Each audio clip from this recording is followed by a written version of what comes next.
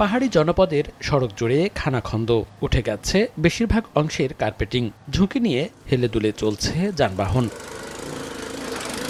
দীর্ঘদিন সংস্কারের অভাবে বেহাল দশা রাঙামাটি পৌরসভার বেশিরভাগ সড়কের। চলাচল অনুপযোগী এসব সড়কে এখন ভোগান্তি এলাকাবাসীর, প্রায় ঘটছে ছোট বড় দুর্ঘটনা। পৌরবাসী বলছেন, বারবার কর্তৃপক্ষের কাছে সড়ক সংস্কারের আবেদন করেও কোনো সমাধান মেলেনি। রোগী নিয়ে হাসপাতালে যেতে হয়, তখন আমাদের খুবই কষ্ট হয়। 2 থেকে 3 বছর ধরে আমরা যে গাড়ি চালাচ্ছি, আমরা কতটুকু ভোগান্তি হচ্ছে মানে আমরা জানি। আমাদের সদর হাসপাতাল এবং মেডিকেল হাসপাতালের রাস্তাগুলো খুবই বেহাল দশা। তবে আগামী 2 মাসের মধ্যে সংস্কার কাজ শুরুর আশ্বাস সংশ্লিষ্টদের। যে অংশগুলো খানাখন্দ আছে সেই অংশগুলোর কাজ বাস্তবায়নের জন্য আমরা টেকসই উন্নয়ন প্রকল্পের প্রস্তাবনা প্রেরণ করেছি। আগামী 1-2 মাসের মধ্যে আপনারা একটা দৃশ্যমান উন্নতি দেখতে পারবেন।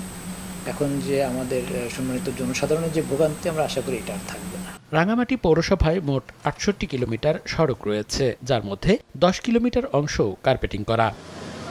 সময় সংবাদ, রাঙামাটি।